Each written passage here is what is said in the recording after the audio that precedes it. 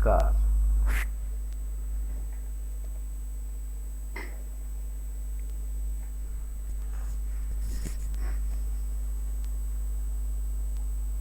आज 12 तारीख अक्टूबर की रोज सुबह का समय है। अरुण के दोहे, अरुण के 4 दोहे रोजाना की तरह सुनाने जा रहा हूं, सुनिए।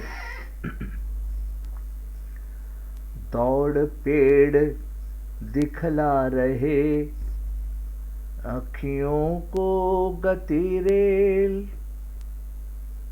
दौड़ पेड़ दिखला रहे, अखियों को गति रेल।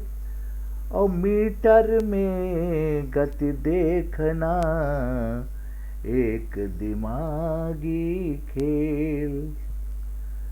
शरीर जिस मानवीय, भौतिक एवं प्राणी जगत से जुड़ा हुआ है, उससे सीधे सीधे संवाद कर सकता है। उसमें रहता हुआ उसका सीधा अनुभव ले सकता है, उसके प्रति संवेदनाओं को जगाकर जी सकता है। परंतु यह सीधा नाता जीवन में बना नहीं रहता।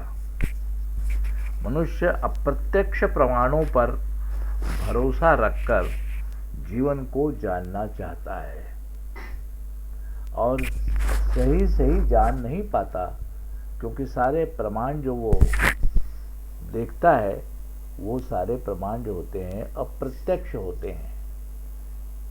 ज्ञान तो पाता है पर अनुभव नहीं कर पाता। दिमाग ने जिस तंत्र का आविष्कार किया, उन आविष्कारों का ही प्रयोग जीवन जानने के लिए हो रहा है। मानसिक सृष्टि में, मानसिक जगत में या मानसिक सृष्टि में कल्पना, बुद्धि, स्मृति, भाषा, विचार और तार्किक प्रणालियां वे तंत्र हैं जिनका प्रयोग कर मनुष्य जीवन को देखने का असफल प्रयास कर रहा है। मनुष्य जो है कल्पना, बुद्धि, स्मृति, भाषा, विचार और तार्किक प्रणालियों के माध्यम से जीवन को जानना चाहता है, जो नहीं जाना जा सकता।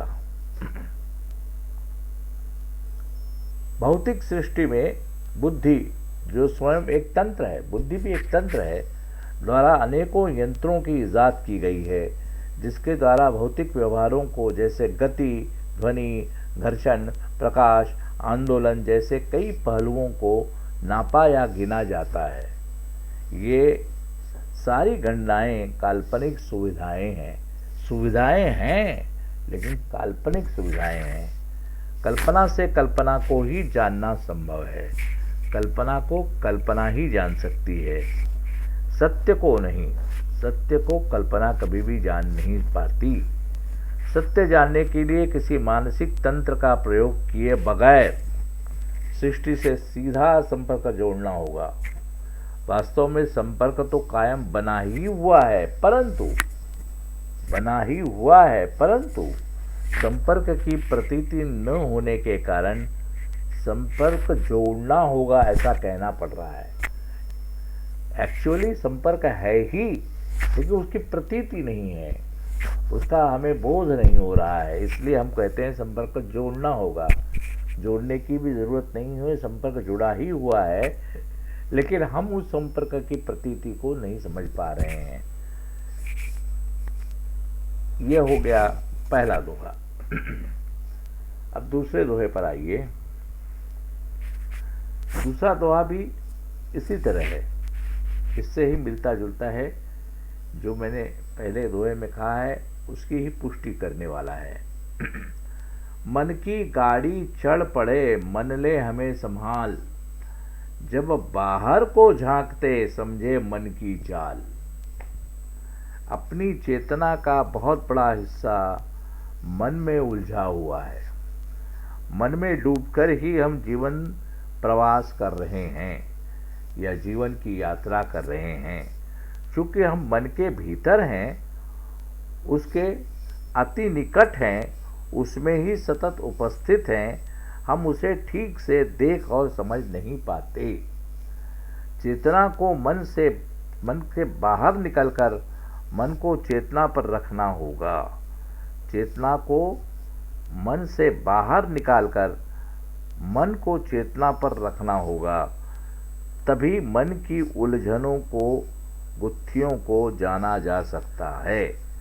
जब तक ये गुत्थियाँ दिखती नहीं, भ्रम निर्मिति की प्रक्रिया न दिखेगी या हमें समझ न आएगी। ऐसे भ्रम जो हमें सत्य से वंचित रखते हैं। हम भ्रम जगत में जी रहे हैं और उसी के आधार लेकर उसी के बदौलत जी रहे हैं। लेकिन जब तक हम भ्रम निर्मिति की प्रक्रिया को ठीक से देख नहीं लेते, हम भ्रम के अधीन ही रहने वाले हैं। ये घटना, इस घटना से हम बच नहीं पाते। तीसरा दोहा, मानुष संस्कृति सभ्यता कुदरत पर अन्याय। कुदरत होती रुष्ट जब, तब मानुष असहाय। मानुष संस्कृति सभ्यता कुदरत पर अन्याय। कुदरत होती रुष्ट जब, तब मानुष असहाय। मनुष्य नैसर्गिक सृष्टि का अविभाज्य हिस्सा है। हिस्सा शब्द का प्रयोग भी भाषा मर्यादा वश करना पड़ रहा है। मर्यादा है भाषा की, इसलिए बार बार कहना पड़ता है कि हम निसर्ग के हिस्से हैं। हम निसर्ग ही हैं, हिस्से नहीं, निसर्ग ही हैं। कहना तो है कि मनुष्य हिस्सा क्या, सृष्टि ही है।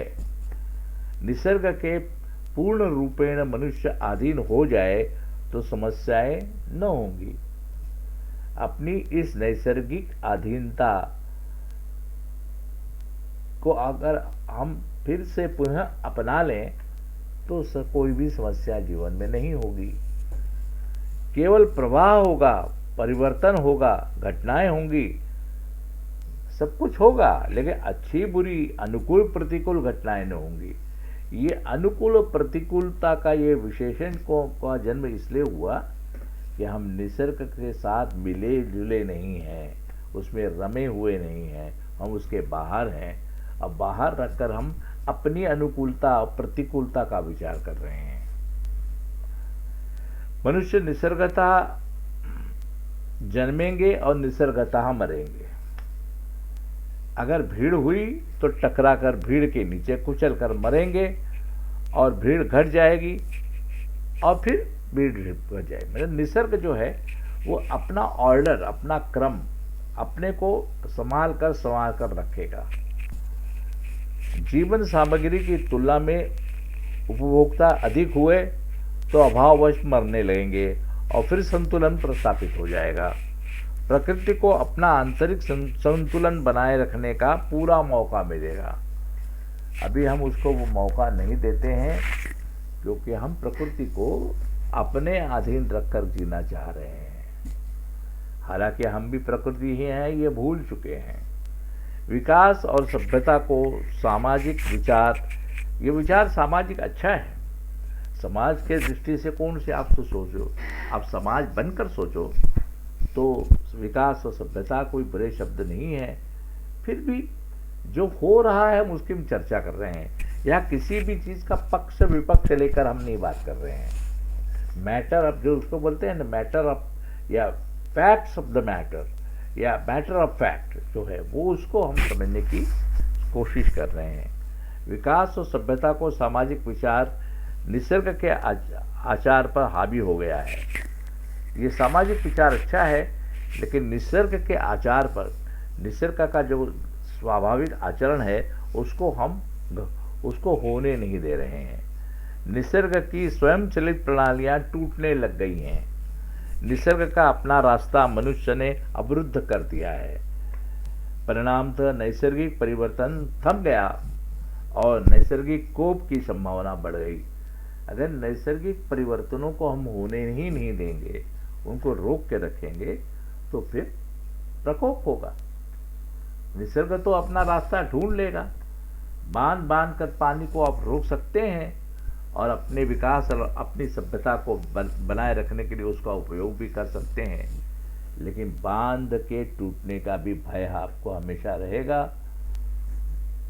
अब ये मैं नहीं कह रहा हूं कि बांध मत बांधिए इसका ऐसा दूसरा अन्यथा अर्थ निकालने की कोशिश न करिए।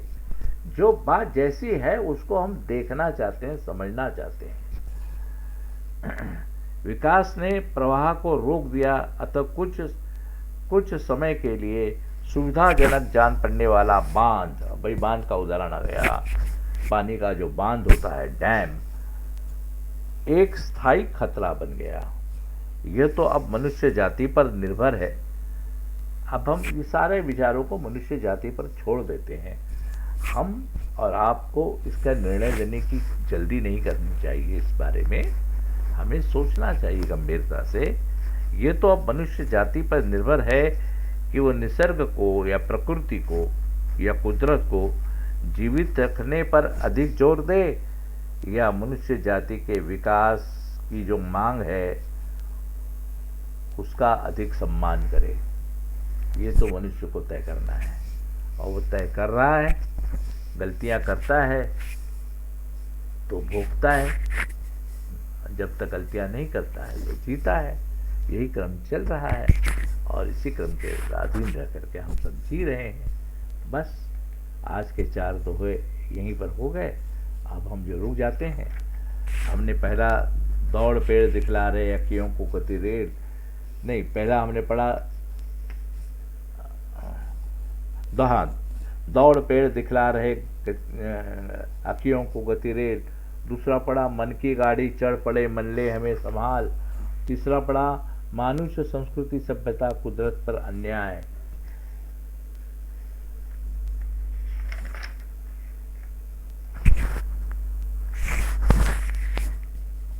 दौड़ पेड़ दिखला रहे मन की गाड़ी चढ़ पड़े, मानुष्य संस्कृति सभ्यता कुदरत पर अन्याय।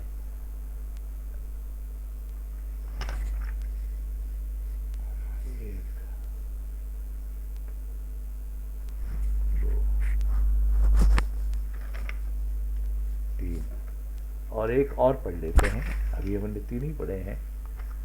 चौथा जो है, जो पलड़े में बैठता तुलता है दिन रात, और खुद का बोझा छोड़ते राजी हो हर बात। ये दोहा पहले भी पढ़ा गया है और फिर भी हम उसे फिर पढ़ देते हैं। अहंकार का विकार मन को तुलना की यंत्रणा में उलझा देता है। अहंकार का विचार, जहाँ भी जाएं, जिस स्थिति में रहें, जिससे की संपर्क में आए, उससे स्वयं की तुलना करते रहने की मनोवृत्ति सतत जीवंत रहती है।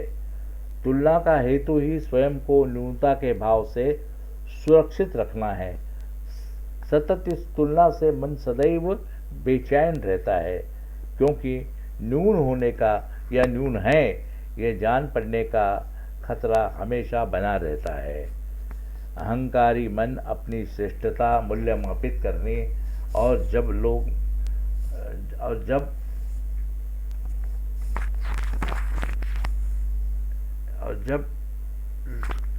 संसार के जीवन से जुड़ा हो, हमें अपने से श्रेष्ठ चीज़ें व्यक्ति पसंद नहीं आते। हम अपने से श्रेष्ठ और अपने से अधिक पसंद वाले किए जाने वाले लोग हम नहीं चाहते। ये ईर्ष्या हमारे मन में रहती है। मन उन्हीं चीज़ों, व्यक्तियों, परिस्थितियों को चुनता है जिनके साथ वह अपने अहंकार को सुरक्षित पाता है। अहंकार को ठेस नहीं पहुँचे, बाकी सब चलता रहे। जिसका अहंकार गल गया उसे हर एक परिस्थिति जो है रास आ जाएगी। वो हर परिस्थिति जो है उसके में वो राजी हो जाएगा, क्योंकि मन में चैन भाव नहीं है। जहाँ चैन भाव है वहाँ निर्णय लेना पड़ता है, और जहाँ निर्णय लेना पड़ता है वहाँ निर्णय चूकने का भय रहता है, क्योंकि निर्णय चूक जाए तो अहंकार को ठेस पहुँचती है। चलिए, 4 दोहे आज के हम लोगों ने पढ़ लिए हैं। अब बाकी के 4 कल पढ़ेंगे। इस क्रम चलता रहेगा। आप हमारे साथ हैं, सुन रहे हैं। मैं अपने ढंग से बिल्कुल बिना किसी ज़्यादा कोई सुविधाओं के आपके साथ संवाद कर रहा हूँ। ऐसा समझ रहा हूँ कि जैसे मैं अपनी डायरी खुद यहाँ बैठ के पढ़ रहा हूँ, लेकिन आपके सामने बैठ के पढ़ रहा हूँ, बस इतना ही फ़र्क है। ये वैसा कोई बहुत बड़ा कार्यक्रम मैं नहीं कर रहा हूँ, ये बस आपके साथ संवाद साधने का एक छोटा सा प्रयास है। नमस्कार।